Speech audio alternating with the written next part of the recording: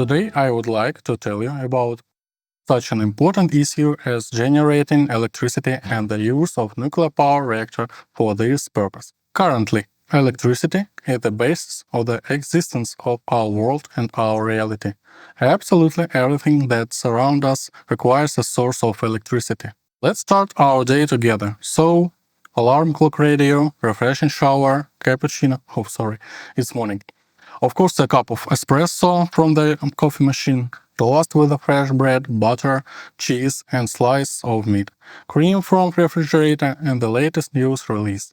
And that's just breakfast. Everything, absolutely everything that surrounds us need electricity. And one of the most common, oldest, and most reliable methods of generating electricity is rotating an electric generator to produce electric current. This method has found its widest application in thermal energy. Thermal power plant, TPP, is type of power plant that produces electricity by converting thermal energy obtained from burning fuel into mechanical energy and then into electricity. The basic principle of operation of thermal power plants is to use the heat generated by combustion of hydrocarbon fuels, such as coal, oil, or natural gas, to heat water and convert it into steam. This steam is then expanded in steam turbines and rotates them.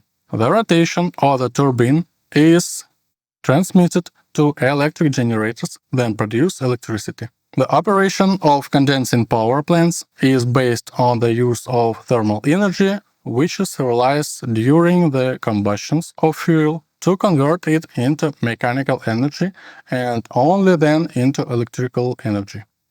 The main components of the TPP include a boiler in which a fuel, usually natural gas, coal, oil, or wood, is burned, releasing thermal energy. The steam produced in the boiler is directed to the blades of the steam turbine. The steam pressure causes the turbine to rotate, which in turn causes the generator to rotate. The rotation of the generator converts the mechanical energy received from turbine into electrical energy. Then the electricity enters the network in order to be distributed among consumers. The steam, after passing through the turbine, condenses and turns back into liquid form. This process increases the efficiency of the plant, since the heat releases during condensation can be reused to heat water into the boiler. Heat exchangers are used to transfer heat. With the help of cooling system, the station operates stable and prevents equipment's overheating. Now let's look at the operating principles of the nuclear power plant. By and large, nuclear power plants are also thermal power plants. The difference with the thermal power plants lies in what heat source we use in the circuit. By heart of any nuclear power plants is the nuclear reactor. At nuclear power plants, thermal energy is obtained in nuclear reactors. Energy is released due to nuclear fission reaction of uranium-5 nuclei. Uranium-5 is a type of radioactive element, uranium. The place where nuclear fission occurs is called the reactor core. In fact, at the core there is a mixture consisting of uranium-5 and uranium-8. It's this combination of uranium elements that's found in nature. The uranium-5 atom fissions when irradiated with neutrons, small heavy particles. Reactors use a controlled fission reaction of uranium. The neutron crashes into the nucleus of uranium atom at 2 speed, splitting into 2 parts and knocking out other neutrons. These neutrons fly out at great speed and crash into neighboring uranium nuclei, knocking neutrons out of them as well. Thus, the more uranium nuclei has fissioned, the more of them will fission. This starts a chain reaction. And one most important point, when a uranium-5 nuclei fissions, a simply gigantic amount of thermal energy is released. Today, nuclear reactors are the most powerful source of energy. As mentioned earlier, The fission of uranium-5 nuclei releases a very large amount of energy. It's released in the form of heat and transferred to the cooler. The cooler takes heat from the core and transfers it to water in a special tank, a steam generator. The water heats up, boils, and turns into steam. Water steam rotates a turbine and the electric generator. This is how electricity is generated at nuclear power plants. In nuclear energy, the following are most often used to produce electricity. Water reactors with non-boiling or boiling water under pressure. Uranium graphite reactors with boiling water or cooled with carbon dioxide. Fast reactors, which are cooled by molten metal. Molten salt reactors. And small modular reactors. Now let's talk a little more about each type of reactor. These are reactors in which the core is cooled with water. That is, water is a coolant. The IAEA organization has created its own classification, which is most often used in the global nuclear energy industry, since the operating principle of a nuclear power plant largely depends on the choice of coolant and moderator. The IAEA based its classification on these differences. PVR, pressurized water reactors, water reactors, reactor with pressurized water.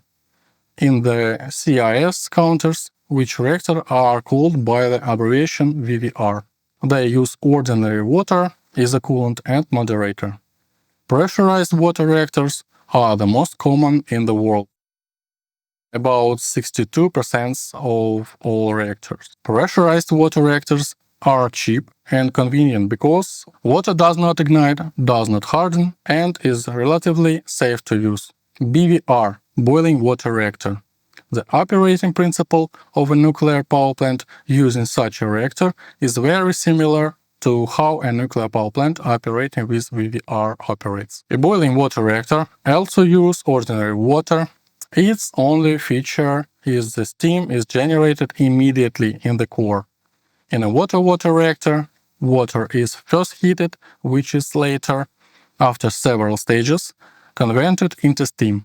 In boiling reactors, heat is immediately transferred to boiling water, which instantly becomes hot steam.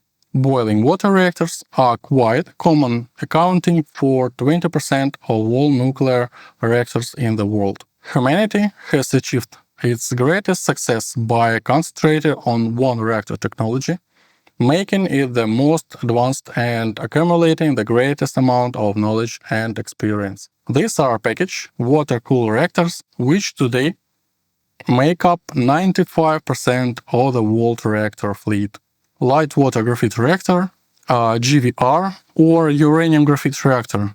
This type of reactor uses graphite as a moderator and ordinary water is a coolant. The operation scheme of the nuclear power plant, launched for the first time in the world, was based on a graphite water reactor. Today such reactors are rarely used. Pressurized heavy water reactor. In such reactors, heavy water is used as a coolant and moderator, otherwise called heavy hydrogen water or deuterium oxide. A high-temperature gas-cooled reactor is a helium-cooled graphite reactor that operates at 2-3 times the temperature of conventional reactors, but at a lower power density. The concept has been in development since the 40s, but it's only in recent years that the technology has developed successfully. The basis of HTGR is the reactor runs on tristructural isotopic TRISO particle fuel. TRISO fuel consists of the poppy-sized particles containing uranium, carbon, and oxygen. To contain nuclear products, the fuel is enclosed in 3 layers of carbon and ceramic shells. These particles are then formatted into cylindrical pellets or spheres the size of billiard ball are called pebbles. This fuel has increased strength and is more resistant to neutron irradiation, corrosion, oxidation, and high temperatures. During operation, the pebbles slowly circulate through the reactor. while its pale spent part is removed from its lower part, and the fresh portion is supplied in its place from above. Gas-cooled fast reactor is also helium-cooled, but has a higher power density than an HTGR. Initially, they were developed as breeder reactors. That's reactors in which nuclear fuel is produced in quantities exceeding the needs of the reactor itself. This was achieved by converting thorium or non-fissile isotopes of uranium into plutonium or fissile isotopes of uranium, using fast neutrons instead of the thermal slow neutrons produced by conventional reactors. Advanced version of GFR reactors use ceramic uranium monocarbide fuel in the core, allowing operation at very high temperatures. The structure of such fuel makes it possible to achieve a high density of uranium atoms per unit volume of fuel. Let's look at fast reactor technology in a little more detail. In fact, most fast reactors are also liquid-cooled. The only liquid coolant is the molten metal. For example, sodium fast reactor. In the cooling process of such a reactor, liquid sodium is used, which has a very good heat removal ability.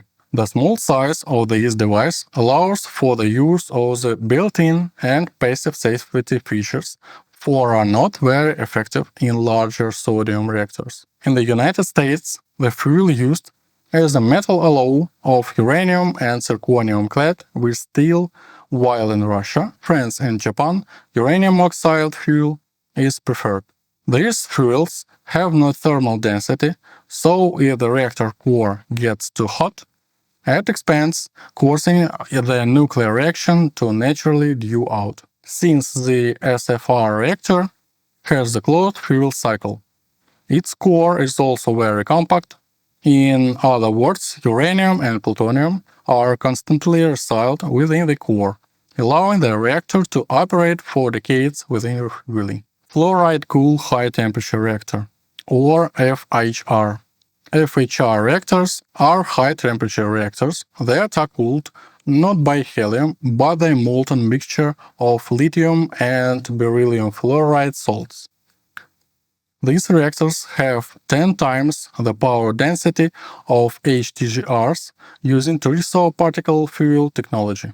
Compared to helium reactors, fluoride salts allow the reactor to operate at lower temperatures, and future models of fluoride reactors will use pebble fuel. A molten salt reactor, MCR, is a type of low-pressure nuclear reactor in which molten salt serves as both coolant and fuel.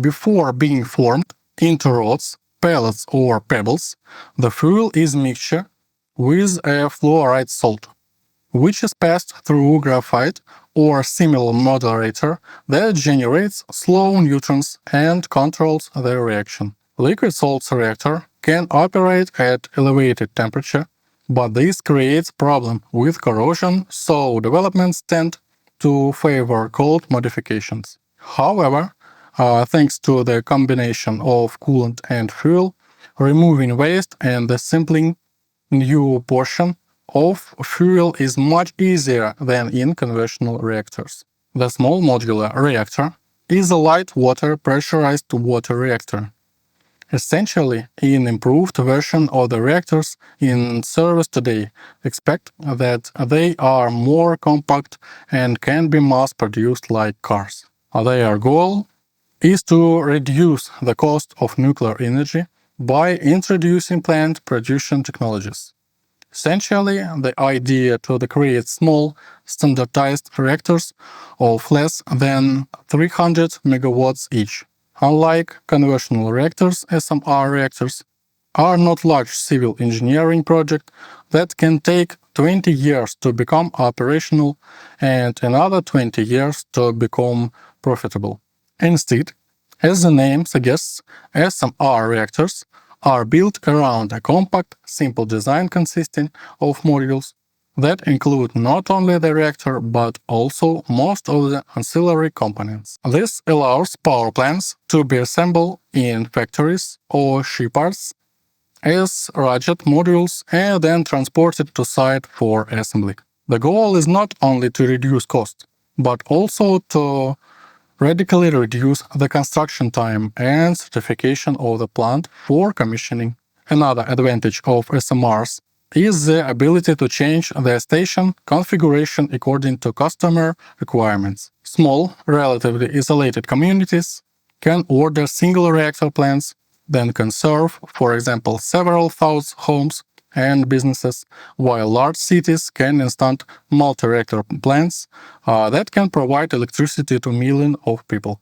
Because SMR reactors are small in size, they can be used for special purposes such as oil exploration or mounting military bases. Additionally, the models can be designed to be transported in the most appropriate manner, including barge, ships, trucks, trains, and even airships. SMR are also distinguished by the presence of passive safety system that requires virtually no electrical energy to operate and provide the supply of coolant in the event of an accident.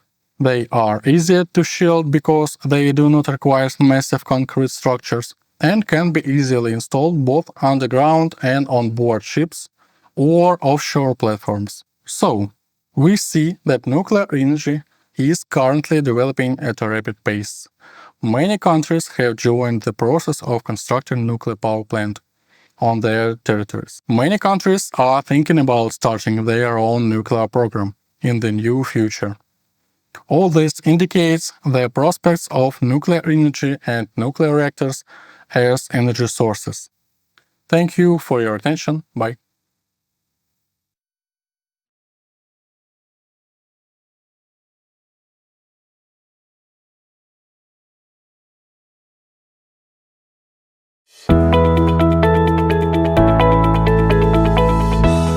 Ladies and gentlemen, hello everybody. Let me introduce you the lecture on the use of nuclear medicine in our modern life. My name is Dr. Vera Verkhaturova and I am the Director of Research and Training Center for International Nuclear Education of Tomsk Polytechnic University. So nowadays, when we hear the word nuclear, there is a huge scare that it could be very dangerous for our health because radiation, etc. But in fact, you see that nowadays it is impossible, or very often is impossible to treat and cure very different diseases without the use of radiation. And nuclear medicine proves this fact. So if you want to do the diagnostics or the treatment of one of the most dangerous and worldly spread disease such as cancer, all types of cancer, you have to use nuclear and radiation technologies. So for example, the production of medical isotopes for diagnostic and treatment is impossible to be done without the use of nuclear and radiation technologies. So here on the slide you can see the examples of the use of the medical isotopes produced at nuclear facilities for diagnostics, and as you see, every year more than 40 million procedures in nuclear medicine are done, diagnostic procedures are done with the use of nuclear technologies. The most popular radiopharmaceutical that is used for diagnostic is technetium-99. It is half-life of 6 hours isotope, and this isotope gives to the patients a very low radiation dose. So it is not dangerous for the health, and on the other hand, it is very useful to do the diagnostic of different cancer diseases. Apart from the diagnostic, we can use medical isotopes produced at nuclear facilities and radiation facilities for the therapy to fight with cancer and to treat different cancer diseases. Here on the slide you can see the examples of the medical isotopes that are used to treat the cancer tumors, and one of the most popular among them is iodine-131. It is used in a small amount to treat cancer and other diseases affecting the thyroid gland. If we think about the perspective of the development of nuclear medicine in the field of radiopharmaceuticals production, maybe the most perspective direction is the theranostics. It is not a secret that these procedures, diagnostic procedures and therapeutic procedures, are very difficult and physically hard for our body. And especially if you're already faced with a surgery, and after the surgery you have to have this radiation therapy, it is just physically hard. If we use theranostic direction, it can seriously decrease the number of procedures that the patient can and has to go through. So theranostic is a combination of therapeutic and diagnostic isotopes in one substance. As a result, when it is sent to the human body, it works in two directions. It has diagnostic effect and then subsequently therapeutic effect. In our university, we use our nuclear and radiation facilities to develop all the directions of nuclear medicine, because apart from medical isotopes production, we use radiation therapy and radiation diagnostic. Let's look at this slide. This slide describes our special proud, our nuclear research reactor. And as you see, there are different applications of this reactor, and a part of this, or among of these applications, is the use of nuclear facility for medical isotopes production and for therapeutic neutron capture therapy. One more facility which is also used not to produce medical isotopes but to do medical treatment is named Betatrons. It is a small-scale accelerator, and the efficiency of the use of Betatrons to fight with cancer, to treat cancer diseases, is extremely higher. So we use Betatrons for intraoperative radiation therapy and superficial radiation therapy. So here on the slide, if you come back to the issue of medical isotopes production, here on the slide you can see the examples of the production of so-called reactor isotopes in the first half of the slide, and so-called accelerator-based isotopes. And here you can see the example of the production of the isotopes at the base of our cyclotron, big-scale accelerator. So very important fact is that when we talk about reactor-based technology of medical isotopes production, you see that the final stage is named no radiation waste. It is completely eco-friendly technology without any danger to the environment. When we come back to the topic of theranostics and the perspectives of the development of this direction, on this slide you can see the examples of the combinations of different isotopes with diagnostic and therapeutic effect. Among them we can see the iodine in particular that we already discussed in our today's lecture. Betatrons, small-scale accelerating facility which is extremely effective in some types of the radiation therapy. Look at this slide. The numbers are very bright. You see that when we have a surgery, after the surgery, a cancer patient has to come through so-called after-surgery radiation therapy. Traditional after-surgery radiation therapy takes at least 5 weeks. After very hard physical surgery, you have to have 5 weeks of radiation therapy. If we use Betatron, just 1 minute is enough, just to compare 1 minute and 5 weeks. So this proves that the use of radiation facilities in the field of cancer treatment is a very prospective direction nowadays. One more very brilliant number at this slide is the efficiency of the treatment. It's not a secret that even after all this very hard, physically hard procedures such as surgery, radiation therapy, radiation diagnostics, there is a higher chance that the cancer can come back. If we use traditional therapy, the chance is really very high. But if we use Betatron-based therapy, as you see on the slide, the number of local relapses and the number of comebacks for the cancer seriously reduced, up to 18%. One more very prospective direction in the field of nuclear medicine, it is based on the use of nuclear facility, not radiation facility, in comparison with the previous slide. It is neutron capture therapy. So it's not a secret that very often if a person listens to the diagnosis such as brain cancer or neck cancer, are in more than 90% such type of cancer is fatal, because we can't use traditional surgery and we can't use traditional radiation therapy surgery. Why? Especially if a tumor locates very deep in the brain, to reach this tumor, you have to have damage healthy substances of the brain. You know that brain is a very sensitive substance, and if you damage even 1 millimeter of this substance, the negative consequences for the body are extremely higher. If we use neutron capture therapy, we can kill only a tumor without damaging healthy substances of the brain, healthy parts of the brain substance. So here on the slide you can see the description of this type of the therapy in detail, and I can say that at our nuclear research facility we successfully developed this technology, and we're doing piloting or testing procedures with the cats and the dogs with very promising results. So, to sum up, if you want to get the training in the field of nuclear medicine, and I hope that in our lecture you heard that it is very prospective direction nowadays, you can go to our educational programs. We have Russian language-based programs, English language-based programs, and among them, as you see at the master level, there is a program which is named Nuclear Medicine. The training of the program is based at the facilities, all the facilities that I told you today about in the presentation. So thank you very much and welcome to our university.